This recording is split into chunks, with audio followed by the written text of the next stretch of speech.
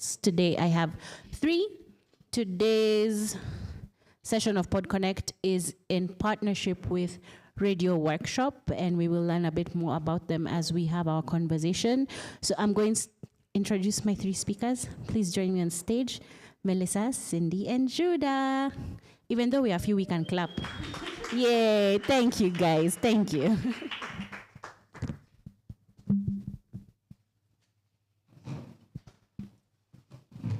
Hi guys, how are you? Good. We're good? Yes. Good. Sorry for how long we have taken start. I start my conversations, all of them, with the same question. Please introduce yourself to us, how you would like to introduce yourself to us. Because I always feel like we can read your accolades and you're just like, that's not who I am. I'm a mother first. You know, I don't know what you want to be introduced as. So I'll let you introduce yourself. Let us know what you want us to know about you. If it's your favorite color, we're here to learn about that as well. So, Cindy, will you start us off? Ooh, I was hoping Melissa would go first. Yeah, my name is Cindy Makandi, and I am the founder of Tunga Media Africa, which is a distribution company, but also an educational platform that uses film as a key learning resource. And I'm also a mother. Great. Yeah. Judah? Oh, hi. Hi, everyone. My name is Judah Njoroge. I work at the intersection of climate change and mental health, and I'm very, very passionate about youth representation in mental health. And another fun fact about me is I have plants that I really care about, but they don't seem to reciprocate that care. Yeah. And Mel? Hi, I'm Melissa Mbugwa. I'm partnerships lead for East Africa at Radio Workshop, by way of being a person who's just really curious about podcasting and media in general, and how we can have just more fresh stories that I want to listen to in our media universe. Yeah, and I don't know what else. What's like a fun fact about me or a thing about me? I'm a recovering coffee overuser. I'm trying to avoid the word addict. Yeah. You're just drinking tea now. Okay, she also did mention that she's one of the founders of Africa Podfest, which is a big deal in African podcasting. So receive your flowers, please. So to start the conversation, maybe Melissa first tell us a bit, because I mentioned that we're doing this in partnership with Radio Workshop. Could you tell us a bit of what Radio Workshop is and what they do on the continent around podcasting? Then we can start the conversation. So Radio Workshop is a non-profit organization that is interested in amplifying African youth voices locally, but also on the global stage. And how we do this is through training programs. So we train young people between like 18 to 35, you know, the government definition of youth, to make audio stories, audio documentary style stories for radio and for podcasts. And so the training is by way of actually making the stories. So it's not like you sit in class and then you go outside and make the stories. No, sitting in class and going outside are part of the training programs. And this is done in partnership with community radio. So these stories get broadcast on radio immediately, you know, once at the end of the training. And we also have a podcast where we make longer form stories, again with young people, and it's also part of the training program. And the podcast is what reaches now, you know, farther around the world.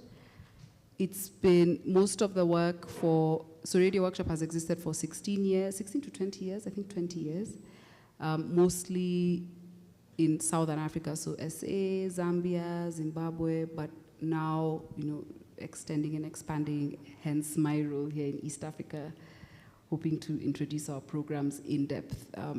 Tanzania, Uganda, Kenya. We also work in DRC and also trying to expand into West Africa. Awesome. Now, each of you have told us what it is you do, and I just wanted to know from you, what does storytelling in each of your spaces for social change mean for you? Judah, I'll start with you. Wow. Thank you for that. What storytelling for social change means to me is I'll paint it from this lens. What we are trying to solve, the human problems you're trying to solve, particularly for me, mental health and climate change, they are deeply, deeply intersectional. Mental health is very personal. It's what does society say, what does my country say, what do our policies say, and that affects you. But then I don't remember the last time I read a policy and it changed my life. So storytelling allows us to break down those concepts, the complex concepts, to something that we share intrinsically, which is being human. So if I'm able to explain to you how depression feels, how when I did not get the crop yield that I wanted because of the limited rain, how that impacted me, then you're able to understand me from a point of being a human. And once, because we all share that humanity, we are able to invite people in. And I normally say it in tiers of engagement. Some people may just want to listen and be like, wow, I didn't know that.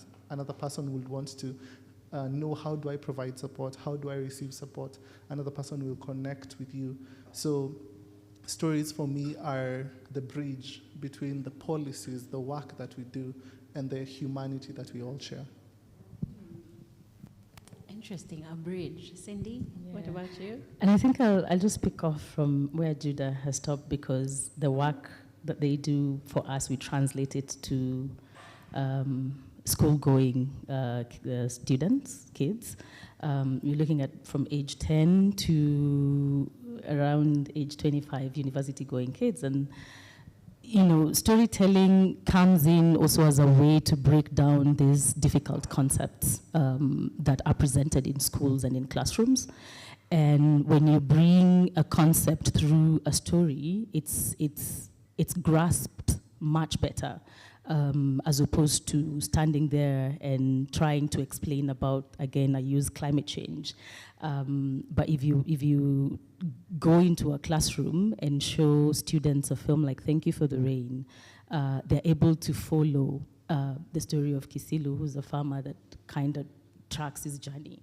And they can pick those aspects and be able to identify themselves in these stories. So social change for us, in the space that we work in, is being able to have a young African kid interact with an issue that is around them, but they're looking at it from a very realistic manner, and being able to interpret that to either reflect or to identify the issue around them and to find solutions around that, but from a very realistic manner, from a very emotive manner, as opposed to just hard factual concepts that they can get in their textbooks or in their classwork.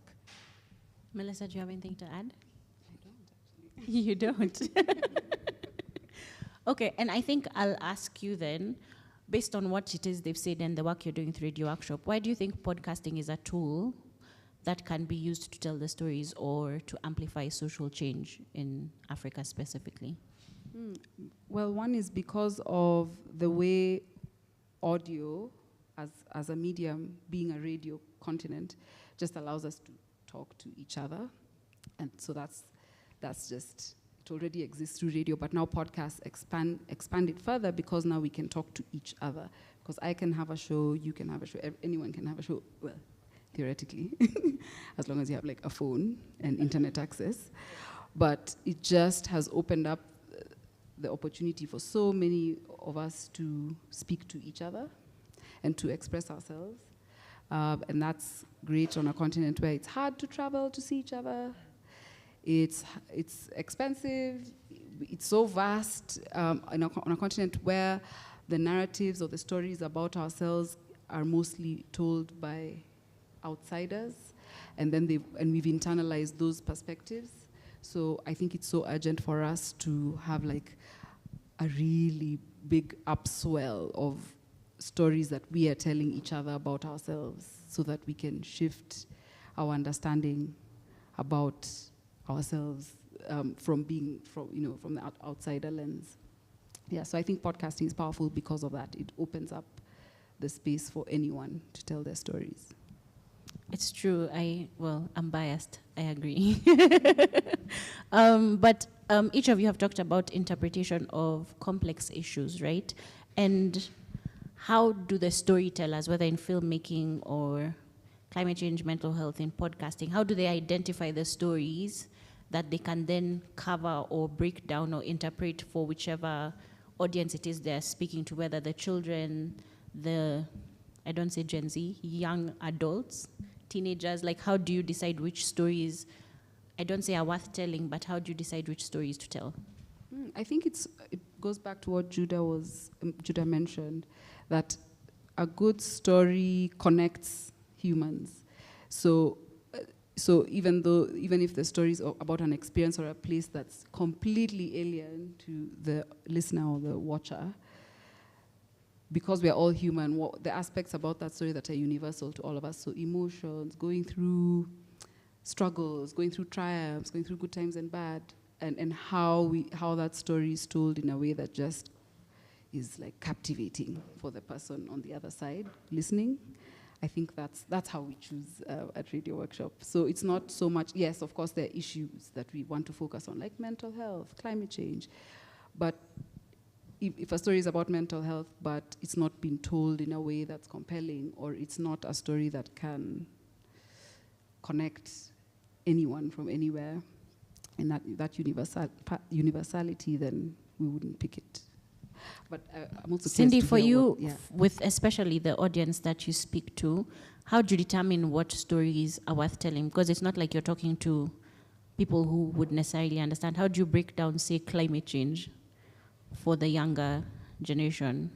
Yeah, so I mean, we do work with films that have been made by filmmakers, and one of the things that we look at as we get those films to take them to the classrooms is to look at the authenticity of the story in itself.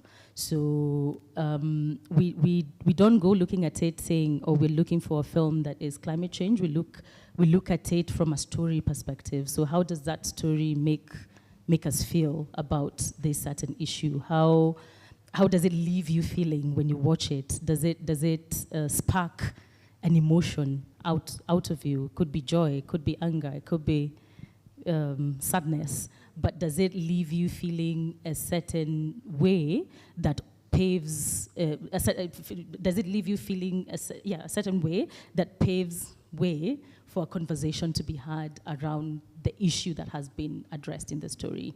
In some instances, we do have just stories for vibes and just entertainment and fun. So it's not necessarily issue-based stories, but again, even in those stories for vibes and feel good and everything, there's always a conversation that comes out of it, because there's a human aspect that is there. And every time we have a screening in schools, and whether it's an issue-based conversation that we've gathered the students to watch, or whether it's just for entertainment purposes, there's always something to talk about.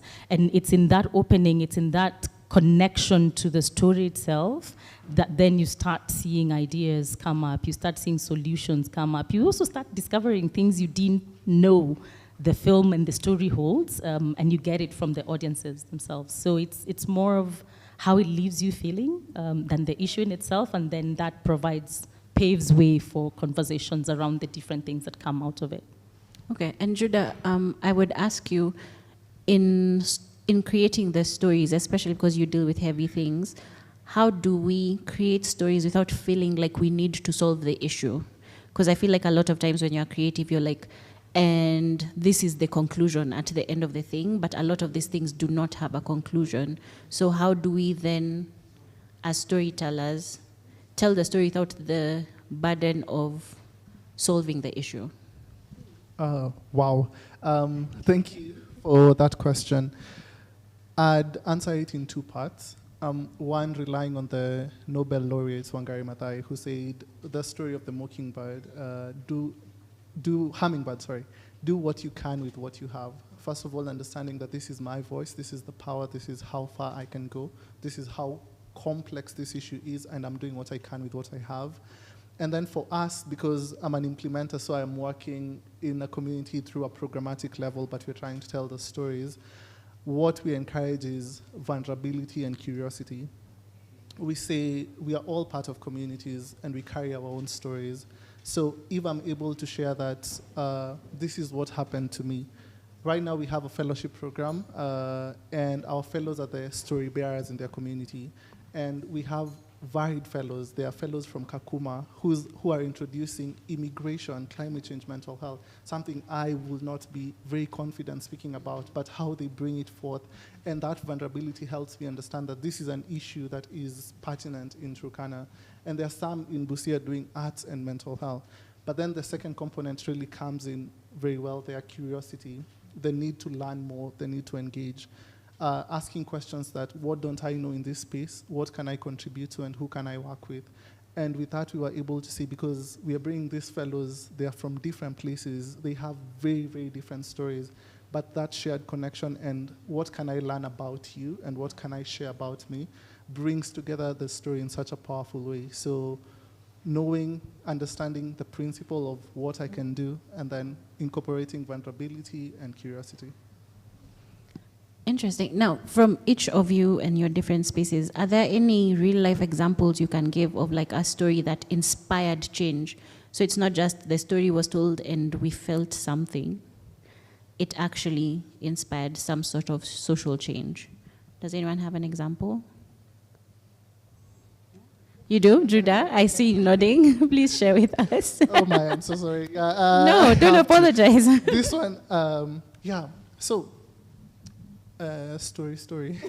Story come. When I started my journey in mental health advocacy, this came from a personalized story. And I'm going to connect it, don't worry, just 3 minutes maybe. I went through my own mental health struggles in campus. And it took me about 6 months to even figure out like what I was going through, what kind of help I need. And I went to a school function and decided, you know what, because when I went back to class 6 months later, everyone was like, oh, Judah got a job somewhere, Judah got an internship. None of them thought that I had gone through something with my mental health. So I decided, maybe let me share this story and see who it can impact. You know, the 2 people who will reach out, I can be able to help them. I shared my story. Back then, we didn't have like a lot of student credit or Wi-Fi, so I had to go walk home to get some Wi-Fi. And by the time I got home, 150 people had reached out to me. And that was the beginning of my journey.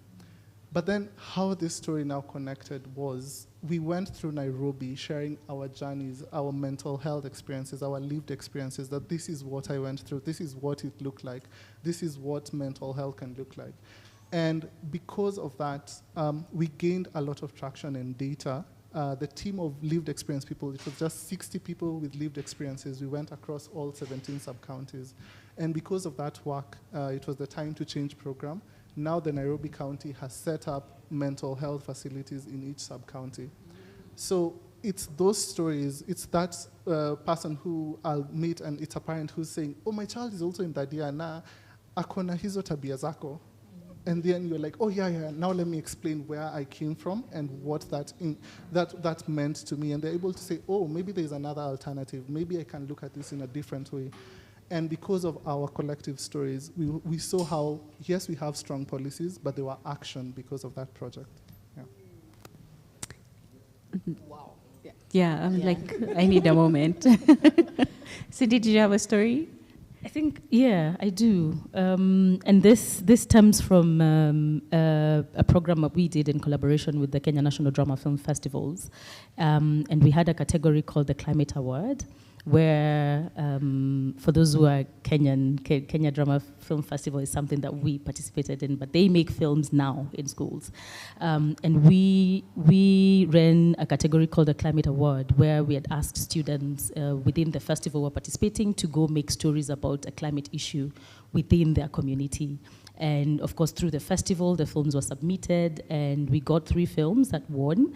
And one of them that I'd like to highlight was from a school in Tana River, Wenje Secondary School. And these kids had done a fiction film, which was about 15 minutes.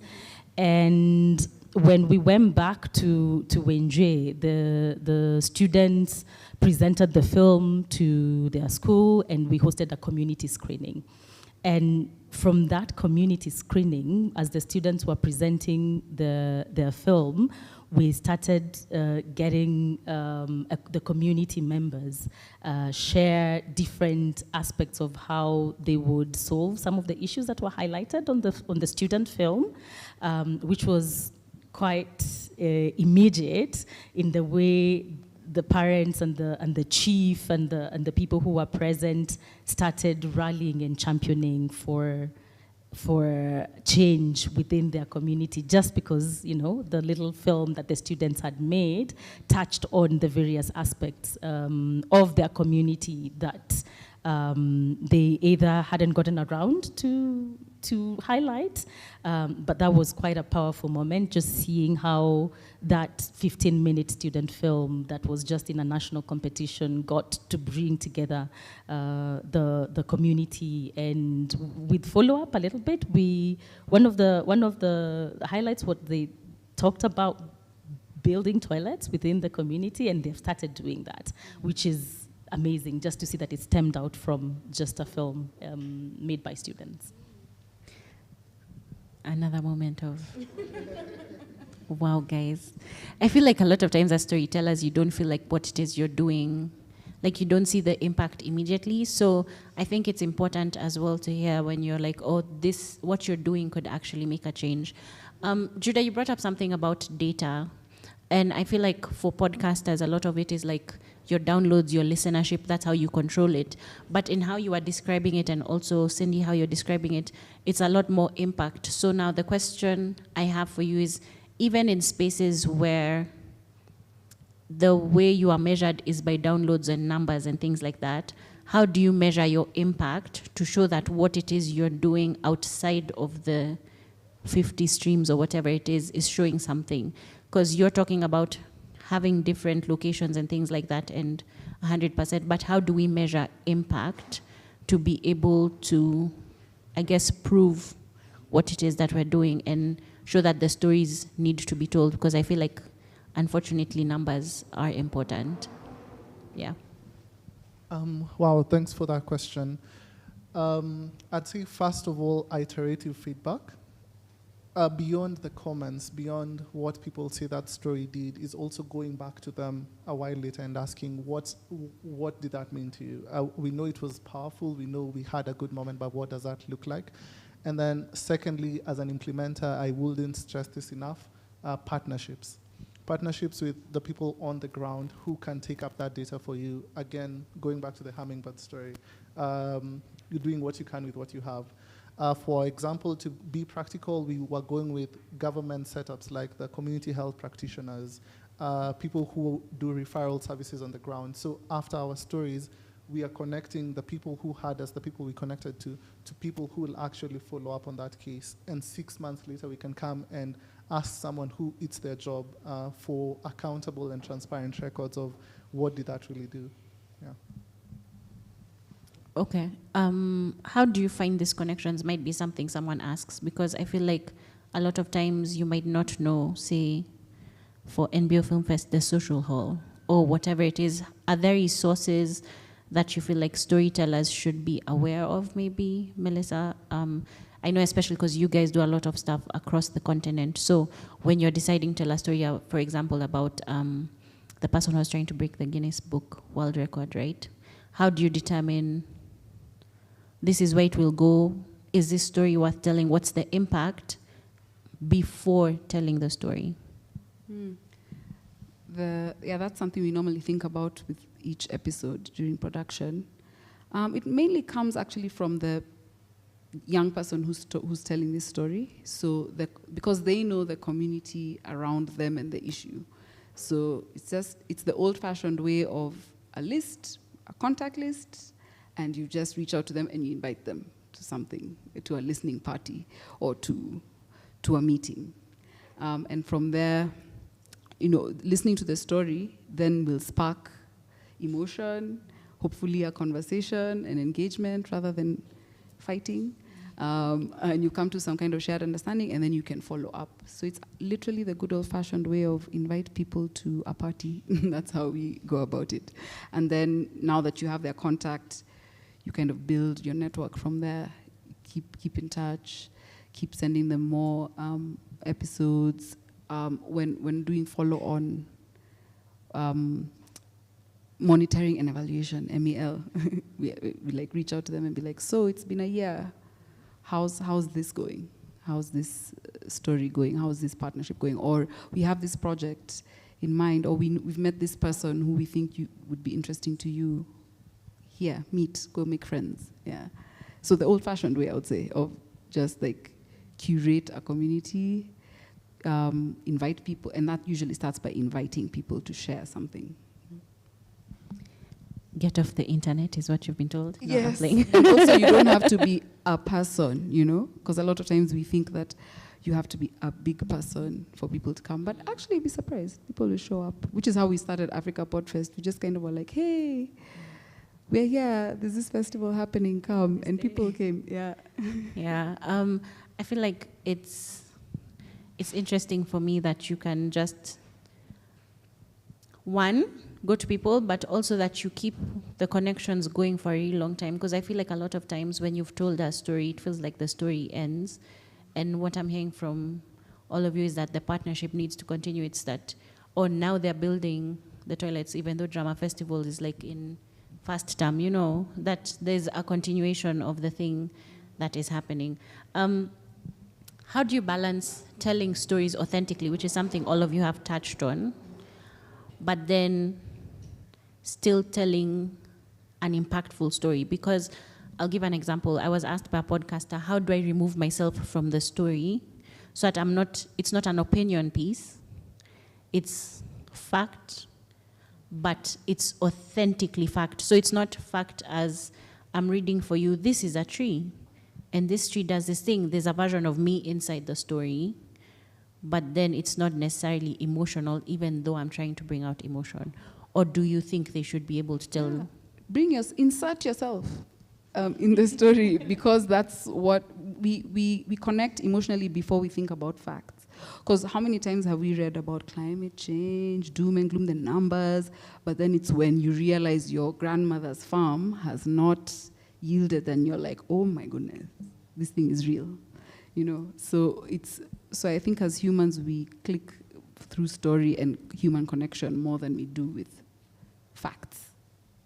But that's the hardest part also, being courageous enough and vulnerable enough in these wild streets, especially on the internet, to put yourself out there. Yeah. Is there a space, or is there a responsibility for the storytellers to include fact in their stories? So yes, your grandmother's farm, for example, as we have decided now, your grandmother's farm wasn't harvesting or whatever it is. Is there a space for me to be emotional about that, but to be able to be like, this is how rains used to be and all of that? And what's the balance, I guess, is the question, so that it's not just, you people on your plains messed my grandmother's farm. You know, it's not coming out as that, which of course will still bring out the emotion and all of that, because it's not an individual experience. There are other people whose farms are also going through that. So they would still be what we're talking about in bringing out the emotion and telling the story. But is there a way to form a balance, I guess, where it's like telling the story about we have this issue in this space and we need toilets, without being like, the government is destroying, you know, like, so that it doesn't come out. Is there a way for that? Or are there ways you could advise people to find the balance? Yeah, absolutely. If I may begin to respond. Yeah, absolutely. Because especially if you're telling stories for impact, you know, for some sort of social impact, where this story is unfolding within a context. And so the research, the fact telling or the fact finding is when you're trying to understand, comes in when you're trying to understand, how did this thing happen? What led to it? Or how come it's not being changed? How come we've known about this for decades and nothing has been done? So, you know, so then you build up the background or the meat that that then explains why this is not just something that's affecting your grandmother, but it's affecting everyone's grandmother. And then that also helps in the audience's mind to create this further credibility of like, okay, so you're not just ranting or crying, or you're actually telling us something that's real. You're bringing us back now from the emotional connection. Now we've connected.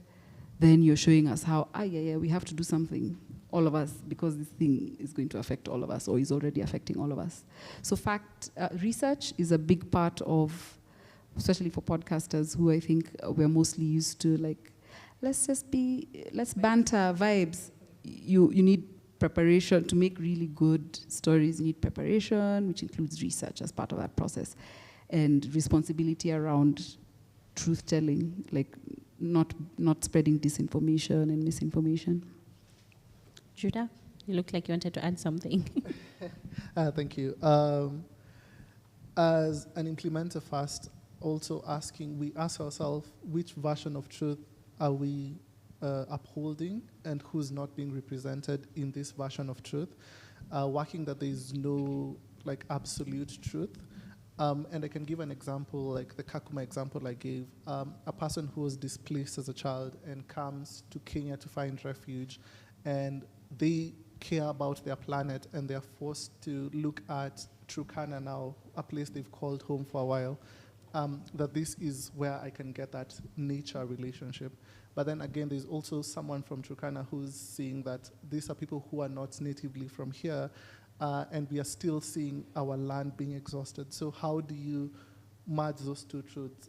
Again, going back to the bridge, both of them have connection to climate, both of them have connection to mental health, but they have really different perspectives.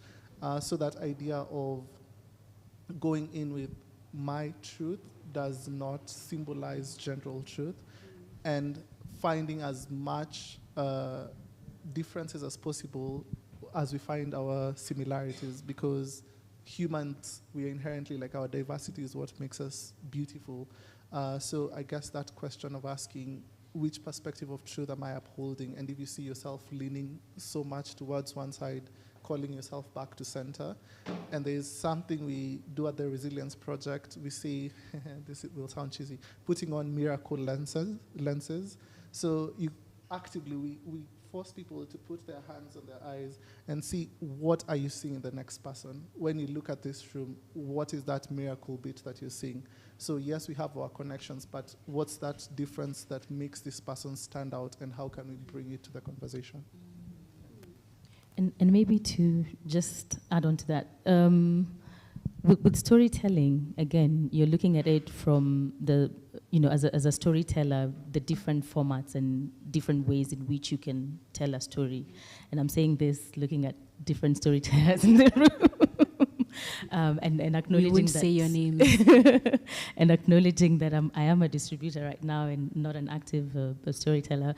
But it's in the different ways that someone perceives the story and how they want to deliver it.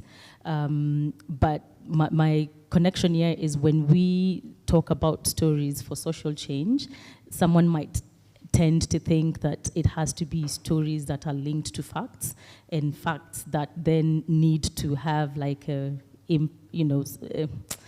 that they have to be too factual as well, but that's not the case. And I'll give an example of a project that I worked on called the Get Real Project that had stories about sexual reproductive health rights and justice. It was a project by DocuBox, and looking at sexual reproductive health rights and justice can be a bit of a topic that you don't know how to really communicate about or how to tell stories about that. But if you look at the slate of films that the filmmakers came up with, there was a horror story that came out of it, but it still addresses the issue of sexual reproductive health rights and justice. There were documentaries that came out of that. There were somehow, let me say, comical, like Sukari, which you watch, you laugh, but at the end of the day, the message is still home. So there are different styles in which filmmakers or storytellers can deliver their story. It can be for social change, but still be an entertaining piece that connects to to the people, and also just giving it the realism in it, and also at times just going overboard and thinking of anything crazy that can draw the people into the issue. But so there's find a balance depending on the style that you want to tell your story in. You brought up something that I wanted to touch on, where it's the different forms of media that we're using. So it's filmmakers, it's educators, it's podcasters. There's a lot more people who are not represented here, like journalists and things like that. Do you think there's spaces in which we can collaborate in our different spaces? Maybe a writer getting it into a podcast or whatever it is, and to help us strengthen these stories, because I feel like there's something you touched on earlier where you're talking about our stories have always been told to us. And if we're choosing to tell our stories, whether using entertainment or fact or whatever it is there space for us to collaborate? And based on the spaces you are in, what would that look like? Is there something you can be like, as a podcaster, I would do this with a filmmaker, that kind of thing? Yeah. Melissa? Oh, yeah. For sure. Like, I've already thought of a couple of examples, which is one, we received so many pitches from journalists who want to tell their stories through audio, through podcasts. And so they have the story, and when I say journalists, I mean like print journalists. And they just need that, to bridge that gap, just that production skill set. So they don't need storytelling or research, they already have that. So definitely more collaboration there. And then also around film, I've had filmmakers talk about how sometimes, because film budgets and the process is so long, sometimes they're just like, let me just make a podcast to like release as a stepping stone to this journey of like making this big, fantastic film. So I think those are just two examples, but there's so many ways, I think, that we would discover if we spoke more to each other, I think, through spaces like Baraza. Hint, hint. Judah, do you have any examples, maybe?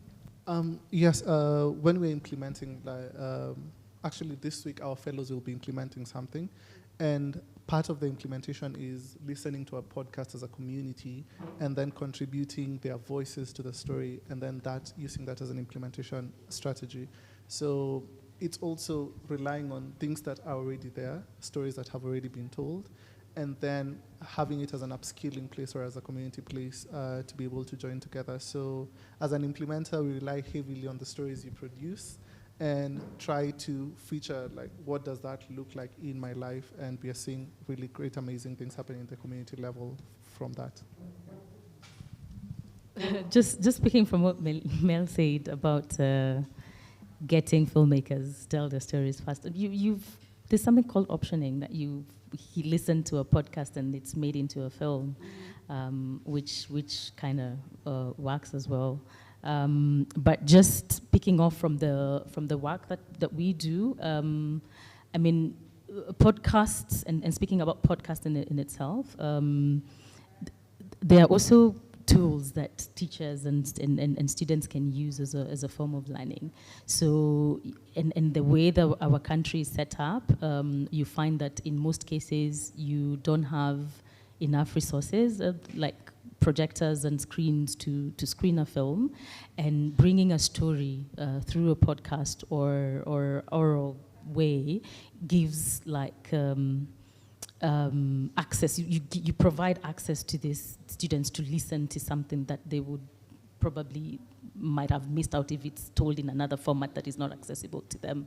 So this collaborations, in the sense that you're bringing also a medium of storytelling, be it film, be it podcast, into a space, and finding a way that story can be used as a learning resource is something that we explore as well in the work that we do. Can I add something? I've just remembered. Sorry. For the podcast, they listen to the podcast and they learn these storytelling skills, and this is something Radio Workshop does so well. But something really cool we are doing is having our circle participants replicate their own story, and then it contributes to research. So they send it to researchers, and the researchers use those stories to get the information on what does climate change look like? What does mental health look like? And then now it's fed back. So there's that iterative process of we are listening, we are learning, but we're also feeding into the system that will possibly be like educate and inform people wide, find wide. Yeah. That brings me to my next question on the stories that need to be told. How do we determine, as the storytellers, and I know we should not have the power or whatever, but we do, unfortunately or fortunately, how do we determine whose stories are worth telling, and what are the considerations that we need to put into place based on your experience, so that if I want to do it in the future, what are things you would tell me to consider in order to determine whose story is worth telling, for lack of a better quotation? It sounds very God complex, but how do you determine whose stories to tell? Well, I think we are a democracy and freedom of expression in a diverse society. Everyone's story is worth telling, even the people whose stories some of us might think are, oh my goodness, those views are wild, and no, but everybody deserves, I think, to express themselves, provided you're not like harming people, etc., or spreading disinformation. But all of us, I think, feel the human need just to express ourselves, and for those of us who perhaps are not yet there in a position to express ourselves in public, like through a film, a podcast, to be on stage as a performer, we tune in because we want to see ourselves represented, or hear ourselves, or feel ourselves represented in somebody else's story, and to feel seen, to be mirrored through the stories that are out there in the media space. So I don't know if I answered your question or I just rambled. Do you know how some of the filmmakers choose the stories? Whether it's like, for example, for the drama festival, why did you choose climate change? That kind of thing. Like, how do you determine which stories should be told? Ooh, that's a tough one. I think again it boils down to the individual storyteller, because we do go through different experiences as human beings, and what I might be compelled to tell, the story that I might be compelled to tell is what resonates with you, or what you feel the drive and the urge and the push to tell. So I think it's a bit. I don't think I might have the authority to speak to maybe saying that this is how we determine what stories to be told. It really boils down to the storyteller and what thing or story or issue they want to bring forth, and how they shape it along the way. It is really, a personal, yeah. Judah, for the stories that are being told after they've listened to the podcast, is there a specific direction they take, or like when they're giving back their story, is it based on this that you have? It feels like comprehension, based on what you have listened to before. Tell your story on, or is it just they're telling their stories and then you determine something from what their story is and wherever it guides you? Thank you for that. It's very organic to them, and that's something we push for. It's, you've listened to this, tell us what your opinion is. Does it relate? Does it even capture what you think? If it doesn't, just let us know. And then also use your own kind of language. We tend to say like something like climate change or something like schizophrenia and depression, but then we ask, what's schizophrenia in your mother tongue? And if you're somewhere in a country and you're telling a person to talk about mental health awareness and they're talking about a disease that they didn't know, then that removes all the uniqueness of it. So it's you tell us in your own language, in what feels right for you, and let us work on how to synthesize this information to tell the world what you're telling us. I like the conversational language. I feel like a lot of people don't tap into it, especially as Africans. There's always this thing of, we want the world to understand, but I think there's a space for the localized storytelling, because I think it's an important story that also needs to be told.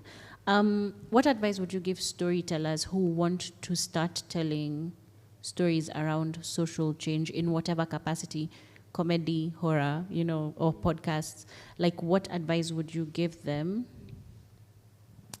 for people who aren't sure where to begin? It's that I have this idea and it feels grand. What do you have tangible steps they can take to like break it down? Yeah. You all look like you're thinking. I'm trying to decide who to pick first. You all did. Well, one is to insert themselves, to think about their lived experience and to express that, and before they put themselves there, before they edit themselves out. Just touch it because you had brought that up earlier. Yeah, and as someone who's also been through that process of podcasting, and I feel like the most difficult part for people who are new to this, the first timers, is just, oh my gosh, putting myself out there. And also, is my story valid? Is it worthwhile? Will people connect? Yes, they will, because we're human. Maybe I go before you. Yeah, and I think we're in an age where, telling stories now has become a bit easier as opposed to the way it was a couple of years ago. Technology has made that pretty, it's making that pretty easier, So I think it's in the way of just finding, how you're able to get your story along. Like in filmmaking, the process in itself can seem daunting, but there are now technology called AI and stuff that can actually help you pass your story along and tell your story much faster as opposed to what it was, and bridging all those barriers that were there for funding and for all these other things. So it's essentially just start, tell your stories, just know what you want to say, get your story out there, and tell it in the best way that you can. For me, through the implemented lens, is affirming and providing a level of care to the people who are telling the stories, especially through three pillars. You mentioned one, their lived experience, their learned experience, and then their shared experience. So for the lived experience, it's who you are authentically, your authenticity, bring it. Your learned experience, there's some things you're exposed to. If you have a degree in civil engineering and we're talking about climate change, you'll bring some new aspects. If it's HR, you bring those aspects into that story. And for the shared experience, it's something like the values we hold as a society, as a community, your background, where you come from, and bring all that into the story. And our work is mainly affirming them that, these three pillars of yours matter. You're not the most qualified journalist, but you have your lived experience and you have your shared experience. So how do you rely on these three to blend together and bring your unique voice out? Okay. I wanted to ask you a question, Judah, specifically, because it's something a lot of storytellers, and you touched on it, I always I don't want to insert myself. How do you protect yourself if you insert yourself? Because you're the person I can ask specifically, because you said it was my lived experience, I told the story, everyone knew it was your story being told. How do you protect yourself? Because in the world that we live in, I'll leave it at that, but how do you protect yourself in such scenarios when the story needs to be told and it's your story, but you can't control the feedback? Wow. Yes, for that one, my first answer will be where, because especially I think when you're passionate about something and you really want to see change in society, you rush to the storytelling bit and the engagement bit that this was my story, this was my experience, and then somebody will be like, yeah, Ioni Kujifanya. And you're like, oh, okay, cool. So what we've learned over the years is building up those safeguards for yourself first and ensuring that there's some foundation for you first as yourself. So it's mental health literacy, mental health training. Draw your boundaries, know the comfortability, the levels of your story sharing. You're going to get somewhere and that person is not really connecting to that climate change message. They're like, what am I eating for dinner, not your climate change. Mm-hmm. So know how to introduce it. How do you tell the stories in different angles? And then the other pillars that are really, really essential is peer support and community. Mm-hmm. Always have your circle that you can always go back to. Time and again, you'll find that a person does not resonate with your story, or a person has experienced something significantly different, but you are in the same context and circumstance. So they'll challenge your story. And you always need to go back to that peer support bit where you can talk to someone and be like, okay, yeah, today was hard, today was difficult. And finding that community. And with community, again, it's that shared humanity where we can agree that we do have differences, but we can talk about them here because we are curious enough. In as much as my story is valid, I want to know why yours too is valid, and how do we bring them together. Yeah. Thank you. I just had to ask that question. When it comes to partnership, we've talked about it before. How do you find the resources, whether it's the fellowship, whether it's I Want to Tell My Story 3D workshop, whether it's finding Cindy to distribute my film, or is it worth distribution? What are the resources that you could point to the storytellers in whatever space you're in, and where can they find these resources that can help them tell their stories or learn about how to tell their stories and all of that? I would say spaces, just being plugged into like things like the Africa Media Festival, coming to events like PodConnect. So you tell the story about your storytelling work. And these partnerships, even the ones that sound so fancy and huge, like you got this ginormous grant from Philanthropy X, but they start as conversations. So so just put yourself out there and talk to people, and then, but also there's, not to make it so simplistic, because there's also, you need your strategy, how are you positioning yourself out there through all the channels, like the media, the social media, the showing up to speak at events, there's the more practical side to that putting yourself out there. But at the bottom, at the foundation of it is just put yourself out there, go out there and talk to people. Oh yeah, sure. That was what came to mind. Tell your story about your storytelling. And yeah, especially in the intersection I work in with the changing political views and what climate change and mental health are looked at right now. So it's very essential to know how to package it in a way where you draw people in and you call them in rather than call them out. Because we all want to belong. So if you don't understand what I'm doing, it's an opportunity for me to say, how can I draw you in? How can I invite you to my space and learn from your story in as much as I'm sharing mine? Yeah. I think I'll wear my distributor hat for a minute. And I think it's in, the way we explore who our stories are meant for, and who we want to see our films, and kind of removing ourselves from what structures have been put before to get our work seen and our work appreciated. I'll actually just use an example of the listening parties and some of the also community and impact screenings that we host. Is we have this saying of where 2 or 3 are gathered, screening can happen, or a listening party can happen. So it's in finding those very unlikely partnerships of not having to look at this template that has been there, and I'll pick a little bit from the terms of filmmaking, like traditional distribution, where you think, oh, if I make a film, it has to go into a theater, or if I make a film, I have to go on Netflix, or I have to, start thinking about the people that you can go to, the kind of very little or small or whatever your audiences are, and how you're able to get there.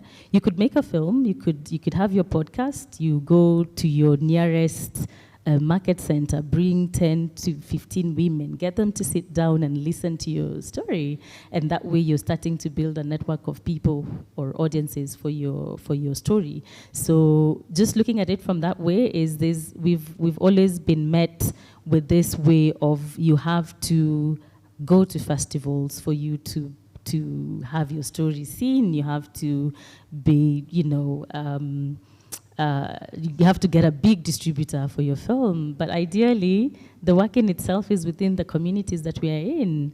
Go to your local church or your local mosque and get they have PA systems. Just Tell them today we are watching a film, or today we are listening to a podcast, or today we are sitting here to have stories and conversations. Go to your local bar. They're watching football all the time. They have screening gear.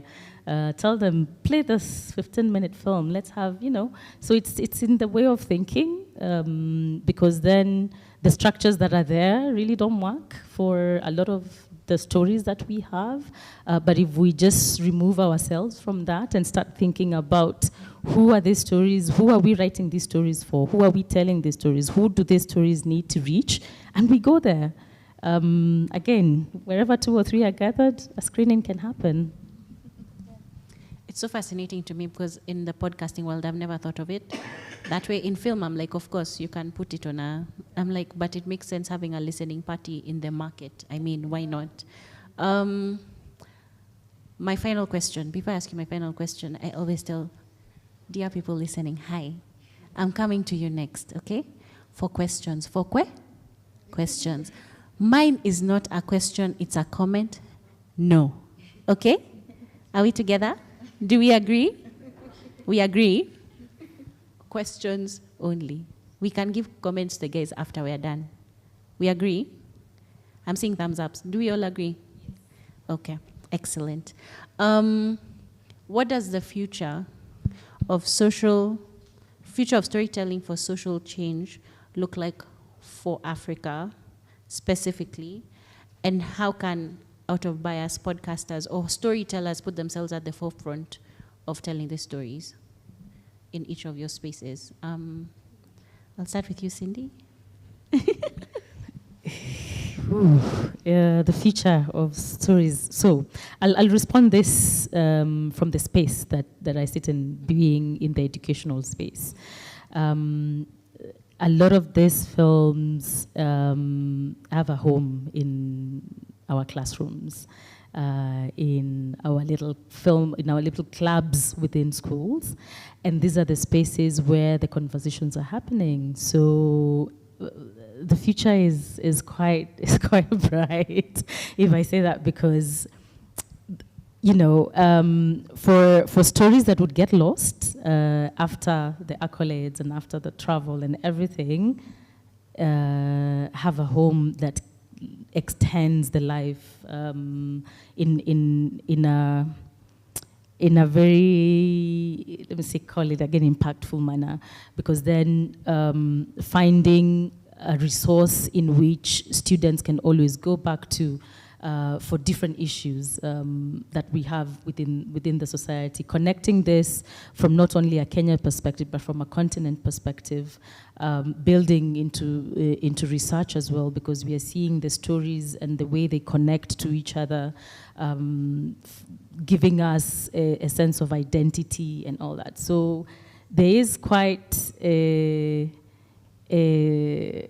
audience, I say, within the school ecosystem.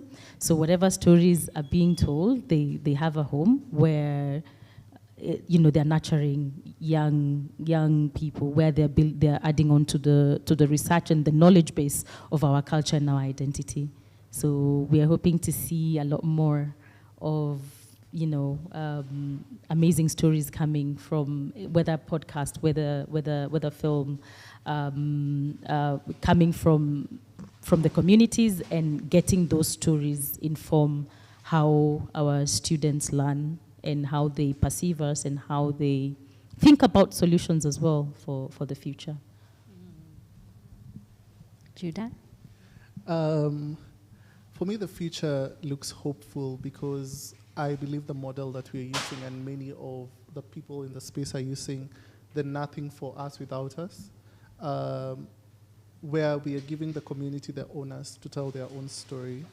And what I feel like the future will look like is us developing our own lexicons, us developing our own language, us developing our own communication styles. A funny one that comes to mind is we were implementing something about unemployment, and the guy said there's a period between school and work called dust. And if it's that, and I want to say dust and you get it, then that's what I want to see, that we are developing our own ways of communication, our own learnings, and it is applied and it's iterative and we can all grow together from that. So nothing for us without us. Yeah. I also think it's quite bright because we're just in the beginning. We're in the morning era of our storytelling, and of course, we know like your social medias, your podcasts, your film. African film is really popping, and there's more and more coming out than there was a decade ago, 5 years ago. And now we have like NBO Film Fest, we have podcast festivals, we have the drama festivals now has a film category and wants to add like a podcast category. So I think even the institutions around our storytelling, like these festivals and the educational side of it, it being included like in our educational programs, just means that it'll be made normal. Like, so the people who are in school now, young people now, will just grow up assuming that, yeah, they won't be talking about what we are talking about, what we said earlier, that we are so used to the stories coming from outside. For them, they'll be like, oh, is that a thing? Yeah. So that's bright. But then also, it also means we have a lot of work to do to lay some of the groundwork, so like AfriPods, Baraza Lab, all these are just new things that are young. How do we keep growing and sustaining and inventing more solutions so that the environment that can sustain our storytelling? Thank you, guys. My people, do you have any questions? I see a hand up. I see a baby applause also.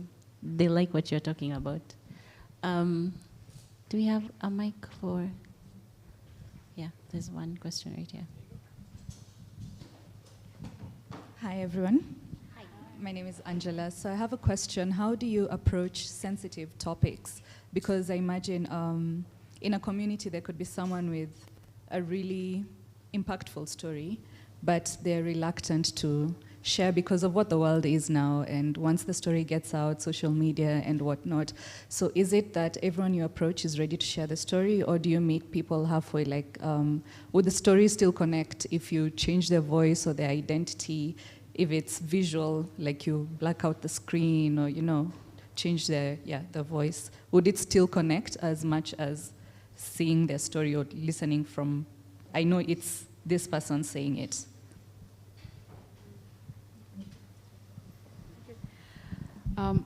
For us, so at Radio Workshop, our approach is that we only work with young people who have pitched their story or applied, so they want to tell their story in the first place, regardless of the sensitivity level. And then, so that's number one. So they've already consented, and they're willing. But then we also go through, as part of our process, a whole like risk assessment. So for example, we've done a few stories on LGBTQ and with people from the queer community in Uganda. And so those were anonymized. Even the way the recordings were done was very like underground, just to protect them. And so we go through a whole risk assessment and develop protocol to protect them depending on the context.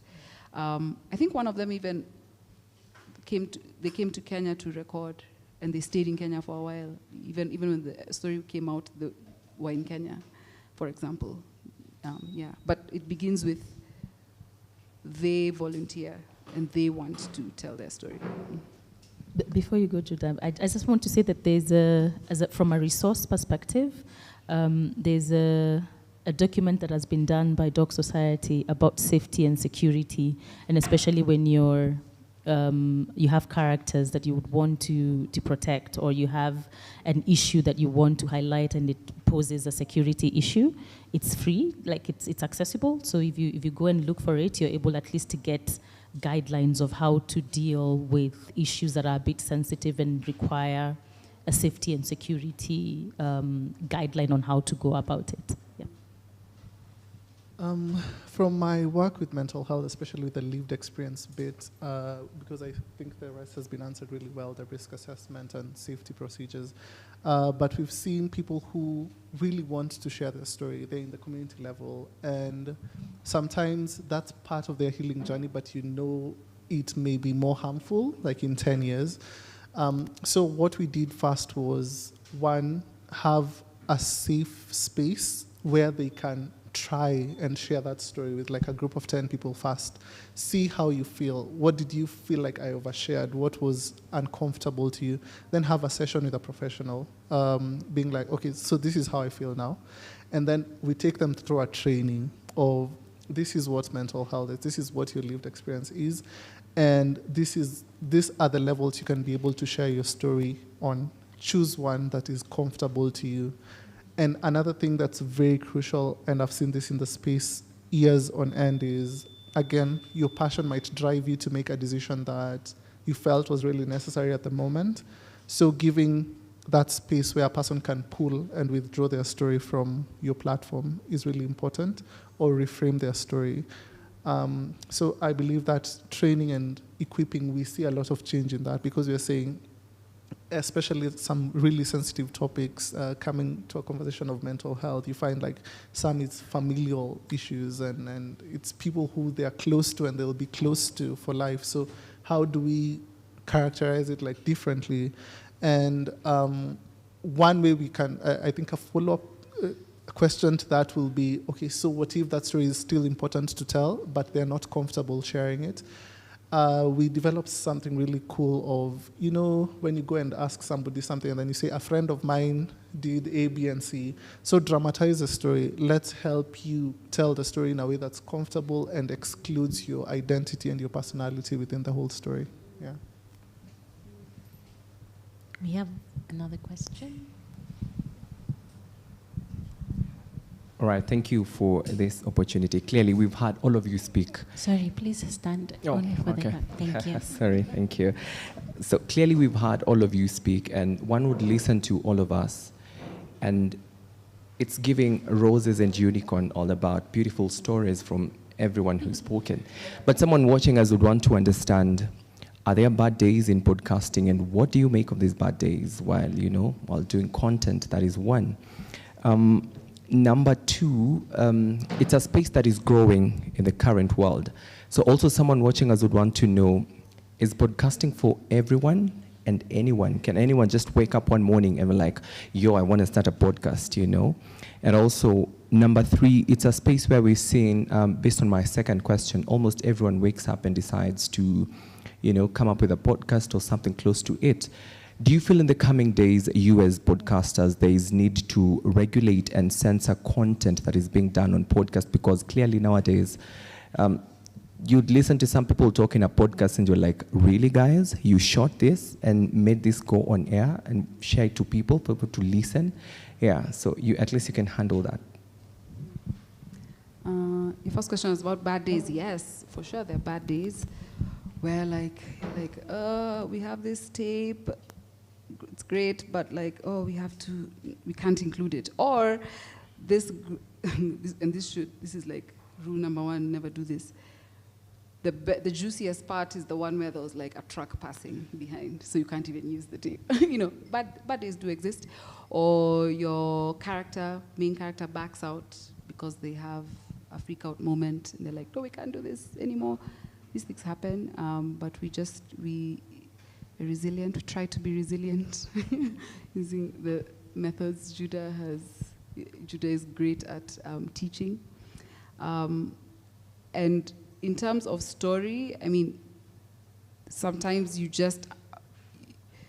a frustrating thing I think that anyone who's a storyteller knows is that sometimes you don't get what you want or the vision you wanted, or sometimes you're like, let's not release it because we still need to tweak this and that, and all the creativity process challenges. I think that's a big one that we go through as well. Can anyone, is podcasting for everyone? I don't think so, just because nothing is for everyone, You've got to have a great voice if you're the host, a voice for radio, a voice for podcasts. You've got to have the skills to tell stories well, even if it's an interview podcast or a chatcast, friends bantering. There needs to be skill behind that and doing that well in a way that will draw in an audience and sustain it.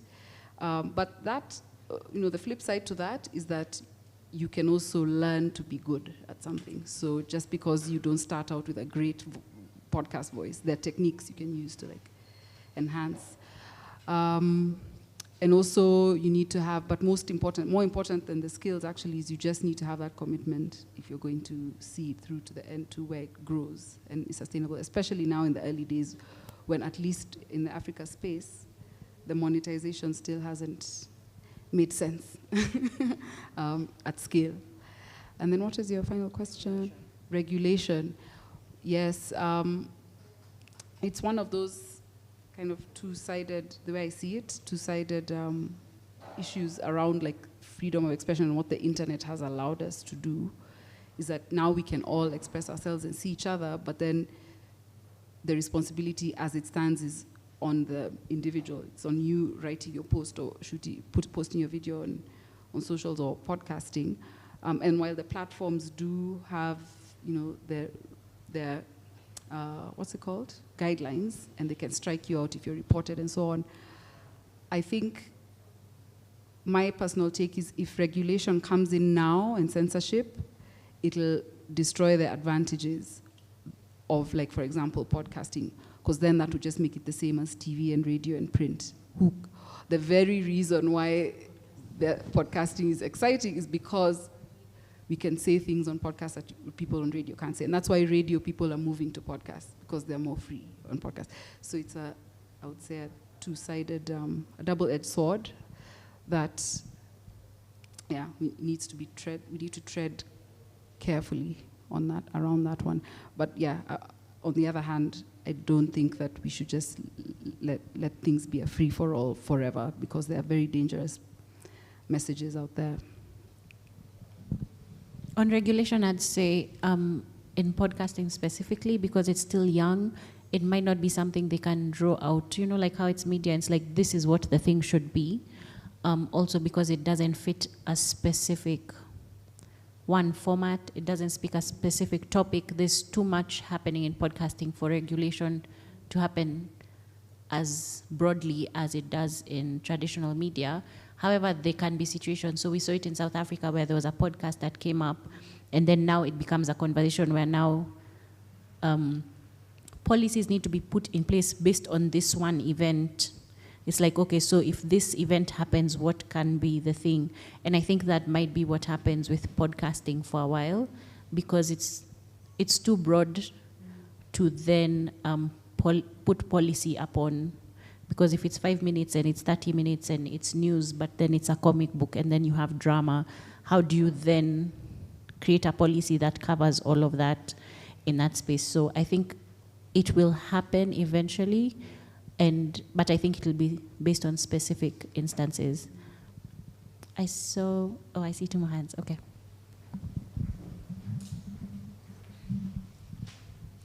Hi everyone. My name is Noni. I'm a podcaster here at Semabox. Semabox is my family. My podcast is called The Plunge Podcast, and it's a self-help podcast. I focus on mental health and self-development. My question is to Judah and Melissa in particular. All right, so to Judah, I love the fact that you also focus on mental health as well, which is a power conversation for me. I'm just curious, you work with youth and communities, so I'm just curious how you use mental health as a systematic change topic for communities, especially in a place and space where mental health is looked upon as a myth and a taboo, right? So I'm just curious, how do you use podcasting as a channel for change? And then for Melissa, you work at the intersection of impact and tech, right? But now we're talking about social change and communities. So I'm just curious, do you have any plans to allow access to communities that don't have the access to podcasting as a medium for storytelling, when really they're the ones who truly need these stories to create impact? So those are my questions for you guys. Thank you. Thank you. Judah? Wow. Yes, I love that question. And how I'd respond to it, how we use storytelling and podcasting to create this change is, yes, mental health has been a buzzword maybe for the last 10 years. Here, like, there's a lot of projects that have been going on, like addressing mental health. But before all these projects and progress started, we had our own systems in place. We had what we defined as mental health. And connecting that story, the story of origin, to what we know now has been the most fulfilling thing. How we connect it is this: we are seeing the need for psychiatrists, psychologists, and all that, but these ones are expensive, and maybe most places like rural areas and do not have quite enough access to that. So we go back to the community and ask, okay, schizophrenia is something that we have maybe addressed. Somebody's hearing voices or having auditory hallucinations. What did we used to do when that person was doing that in the past? And that's where we get stories like in the Kilifi community where they used to be taken to Asia and they would plant palm trees and taught to cultivate the palm tree, and that's a story of resilience. In as much as now they were quote-unquote seers or witch doctors and all that, but we are seeing that they had a place in the community. And right now, like the policies that we have, if you tell me, oh, I'm hearing voices, I'm like, okay, have you like gone to see someone? So it's very exclusionary. So what we are doing is implementing the two, bring them together. How can we still use these aspects that were helpful? We know that research has shown us that the community and peer support is really helpful for recovery, but we're also seeing medicine and traditional like therapy sessions are helpful. So how do we use that story of my grandpa used to do this and he went and planted a palm tree and this was the community, and now how can we have a peer support around our shared culture and what we know scientifically? So bridging those two is really cool, and we are able to share that information out and use that as a model that's replicable in other areas of mental health and also like education, just keeping that originality we had in our society, our indigenous wisdom, and new knowledge. Yeah. Yeah, for me, the way I see, one way that I see that excites me a lot actually, is I don't see podcasts and radio as enemies.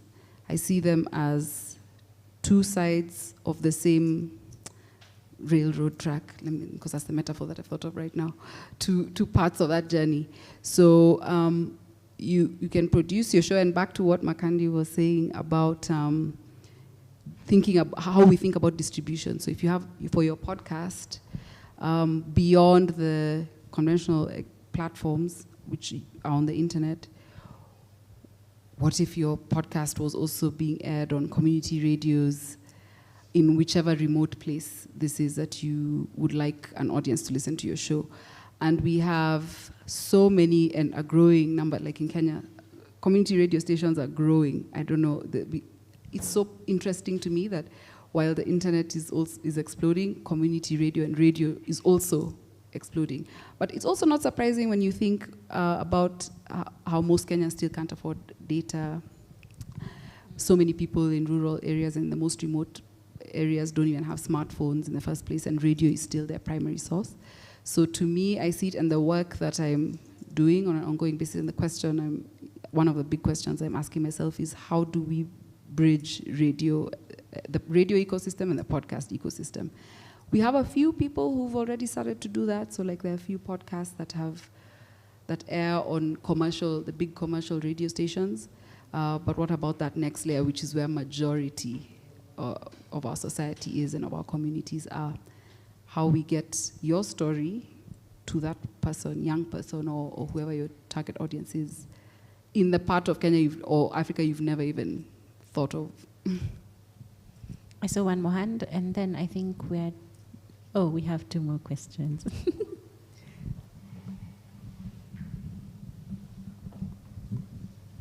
Good evening.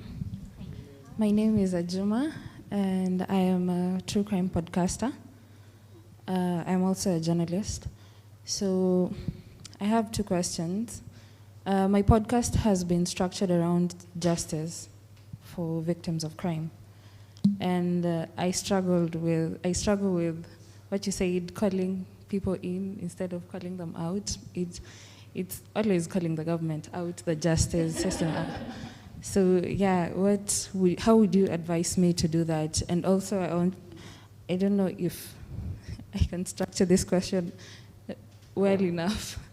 Like, what are the attributes of a story that inspire change? Like, I care about femicide, I care about GBV, and things like that. How can I make the story?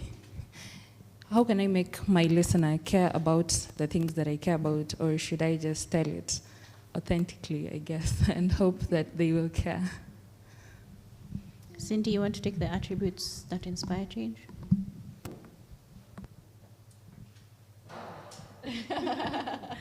I'm finding it a bit, because I sit on the other side of distribution other than being the storyteller, but maybe sharing my perspective of the stories that we are able to take to the audiences.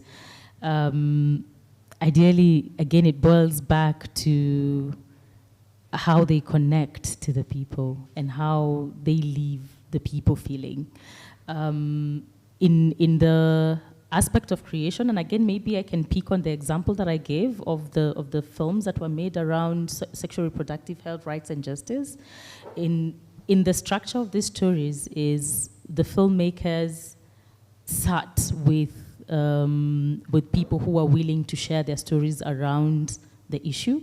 They connected with the issue. They identified the core thing that the human aspect out of it, and they told their stories authentically through the people that were willing to share their stories.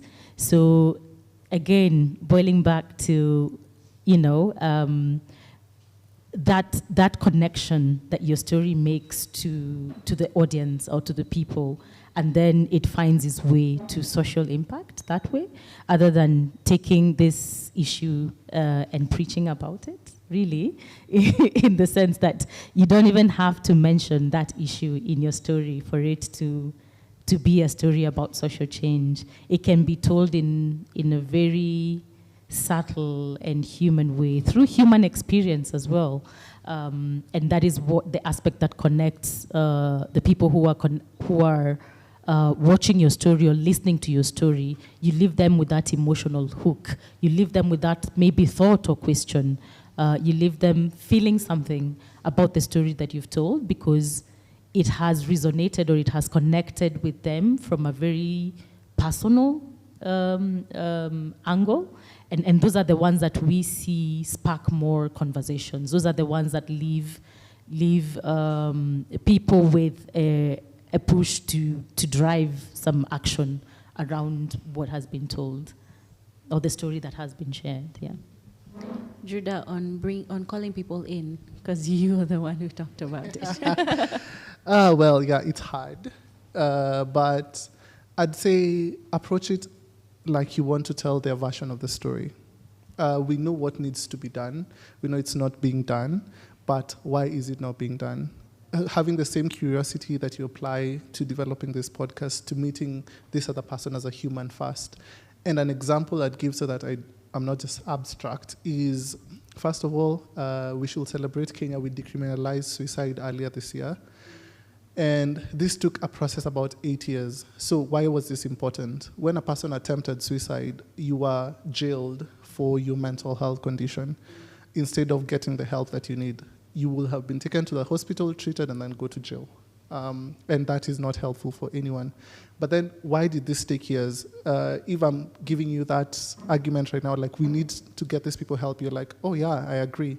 So if I go with that aspect of this policymaker, this judge is a human being who agrees with this perspective, but what is that barrier that's causing us to get out from here to there? And calling them in looked like some things like, okay, it's not a political priority right now. Nobody cares about that. And you're asking, okay, so how do we make it a political priority? One of the best ways we did was connect with MPs who have had lived experience maybe in their families or in their constituencies and all that, and being like, okay, so how will we represent the voice of these constituents in parliament, and how do we translate that? And sometimes it's also them telling you that your method does not work. Just because you're telling us that it should be decriminalized, it doesn't mean it works that way. It's being open and being curious to, so it has to be introduced in Parliament, and then somebody will challenge it, and doing all this, and taking their story as part of yours, walking that journey together. And in those differences, you're also able to learn about how do I change this system, and how can we support these people who are seemingly not working towards our improvement. How can we support them and also call them out? Because if we've done the first two processes in Parliament and it's still lagging, we'll ask you, okay, we've done these things that you asked, so what are you doing about step number 3? And now they're able to collaborate with you to make that reality happen. Thank you. I have one more question in the front.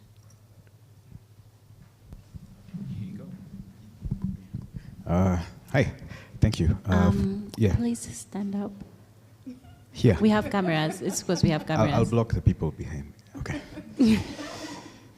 Hello. Hi. So first of all, thank you so much for sharing your stories with how you are pushing storytelling, especially in an impact sense. So my, it's not a question, it's more I'm going to take that mic away from you. It's a suggestion. No, it's a question. How are you telling your stories of impact beyond reports, beyond anecdotes on stages like this? Are there any active steps? Because also as a storyteller, I know we're the worst at telling stories about ourselves, kind of. What are you doing for your organizations and all of that to tell the stories in a way that it goes beyond programmers, because that's also who we tell impact stories for, but to people like us to see that stories matter? Yeah, just how are you guys doing that? Learning currently. Like, okay, one way is like with Radio Workshop, with the comms team, we are trying to figure how do we do, for example, more BTS on our reels, and how do we use TikTok better, and not just be a brand on social media, but be alive on social media. So that's one way. And I'm saying that because you said outside of the usual annual report, presenting on stage. We've also started to make our conference sessions feel more like live recordings than slides and us telling you. Yeah, so just tweaks, I would say. I would call those tweaks just within the channels that we have. But oh my gosh, it's actually so much more challenging than I feel like we need help. Like, it's that whole thing of a barber trying to shave their own head. Yeah. Yeah, how we do it, and this came with a lot of thoughts behind it, was how can we impact learning and research? How do we apply scientific methodology that we know these stories are impactful, we know what we do is impactful in the community, but how do we change this to a methodology? And we are quite proud at TRP, we produced our first scientific paper, and the part of the young people who are sharing those stories are also publicized authors now. So they can go and actually share their own stories and say, this is the scientific knowledge that came from this. And now that inspires replication in different areas, and it's recognized more than a story, in as much as that shouldn't be the case, but it's more recognized because if you're inviting someone to share as a researcher vis-a-vis a person with their story, it carries more impact in the world that we're in. So that's one way that we're seeing, and we want to continue with that. As the scientific knowledge grows, so does the power of the stories in the ground. Yeah. We are hoping to learn from you in terms of doing the research bit of it. But I think for us is we are creating a network of student ambassadors around the country and hopefully across the continent. And this is inspired by the thought that we are not able to do everything by ourselves. And, being able to have champions of stories within the different learning institutions that we have. We started with tertiary institutions where, we're asking student ambassadors to identify a story that resonates more with them. And once they identify that story, how how are they taking it back to their own spaces? And this could be through a screening that they can host within their own tertiary institution. This could be through an invitation to have like maybe somebody like Judah go into a school, and once they watch a film, you can talk about mental health in that way. So we are building, let's say, a network of young people who are championing story. Could be for social change, but it aligns with the specific issues that they are drawn more to, as opposed to us being the ones that identify the stories that connect with the people. And hopefully then, we are able to have more voices talk about the stories themselves and talk about the issues. They can write about their experiences with the story. They can share what they've been able to do with the films and with the stories that they've shared within their community, and share their progress as well. And let it be an organic growth of individual action drawn to, from what they relate more with and what they feel connected more to. Yeah. Thank you everyone for being here. To my speakers, thank you so much. Please let us know where we can find you. If there are any resources you think people should know about, so let us know where we can find you, any resources you'd like to share, and then we can end the conversation. Cindy, I'll start with you. I start with Melissa, okay. She said I start with you, okay. You can find us at radioworkshop.org or Radio Workshop, on all the socials. But importantly, for podcasters, we have a whole bunch of free tools and resources around some of the questions we've asked, like the practicalities. How to record, how to partner with a radio station, how to form partnerships. We literally have free tools for podcasters. So radioworkshop.org. You can find us on any socials, just search for the Resilience Project. And something that we'd like to highlight is on our Instagram, which is our Resilience Project, we post opportunities for engagement. And also through our website, you can request community workshops, and we're happy to work with you to take these workshops to your community. Yeah. And you can find us on tunga.africa, tunga for Swahili, tunga sentensi, kitumia. and this is more for students in school and faculty members or teachers. So if you have a student within your community and they want to experience amazing African films that they can use as resources within their educational life, then they have a home that they can go and see those amazing stories from there. But they have to be affiliated to a learning institution. Yeah. Thank you very much. I have been your host. My name is Gathoni. You can follow us at AfriPods on all social media platforms. We offer free hosting, afripods.africa. Check it out. And thank you, guys. Thank you.